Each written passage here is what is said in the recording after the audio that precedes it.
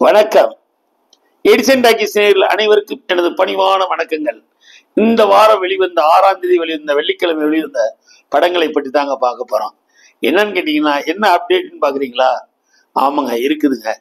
உலக நாயகன் கமலஹாசன், சிலம்பரசன், அசோக் செல்வன் மற்றும் திரிசா அபிராமி, நாசர் மற்றும் பல நட்சத்திரங்கள் நடித்த படம் தாங்க தக் லைஃப்.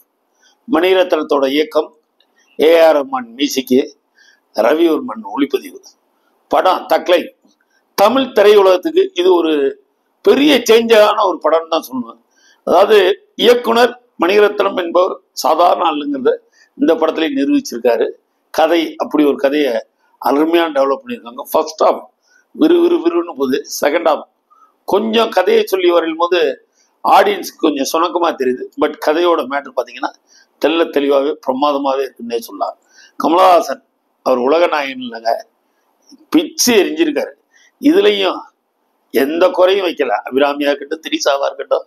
ஆனா ஆடியன்ஸ் ஃபுல்லா எதிர்பார்க்கிற திரிசா சிம்புக்கு தான் நினைப்பாங்க. ஆனா சிம்புக்கு இல்ல, கமல் தான் யூத்துன்னு. இந்த யூத் கேட்டப்ல கமலை காட்டிலும் போது தேட்டரோட ஆரவாரம் அடி பின்னி படல் எடுக்குதுங்க. மொத்தத்துல பாத்தீங்கன்னா அசோக் செல்வனோட நடிப்பு, போலீஸ் ஆஃபீஸரா வராரு, தன் பங்குக்கு அவர் இந்த படத்துல நடிச்சுள்ளாரு. சிலம்பரசனோட நடிப்பு பிரமாதம்னே சொல்லலாம். செத்து பொழைக்கக்கூடிய ஒரு கமலஹாசன் அவர். அதாவது மொத்தத்துல பாத்தீங்கன்னா கேங்ஸ்டர் தான் கதைங்க. ஒரு கேங் இன்னொரு கேங் காலி பண்ணுது, இன்னொரு கேங் காலி பண்ணுது. இந்த அடிப்படையில தான் தக்லப் பண்ணியிருக்காங்க. மொத்தத்தில் தக்லப் நக்லப் மாதிரி எந்திரி கிளம்பலாம் வீட்டுக்குங்கிற மாதிரி செகண்ட் ஹாஃப் கொஞ்சம் போர் அடிக்குது. மொத்தத்தில் தக்லப் பார்க்க வேண்டிய படம். ஒரு முறை தாராளமா தேட்டர்ல போய் பாருங்க.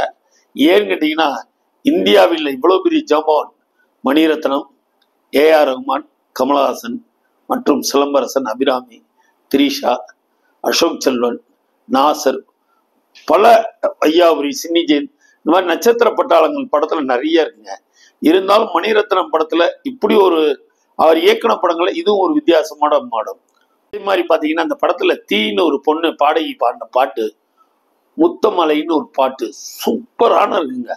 அதே சாங்க இன்னொரு ட்ராக்ல நம்ம சின்மை சொல்லவா வேணும். சின்மை எவ்வளோ பெரிய குரலுக்கு சொந்தக்காரி. அதில் அவ பாடியிருக்க சாங் இன்னைக்கு இந்தியா முழுக்க அதாங்க ட்ரெண்டிங்ல இருக்கு. ஏஆர் ரஹ்மான்னாலே சின்மை தான். ஏதோ இந்த வைரமுத்து பிரச்சனைனால இந்த சின்மையும் வைரமுத்து பிரச்சனை ஓடிட்டு இருக்கு. ஆனா திறமைசாலிகளுக்கு என்னைக்கும் தமிழ் சினிமால ரத்தன கம்பளம் உண்டுங்கிறத திரும்பவும் சின்மை ப்ரூவ் பண்ணியிருக்காங்க.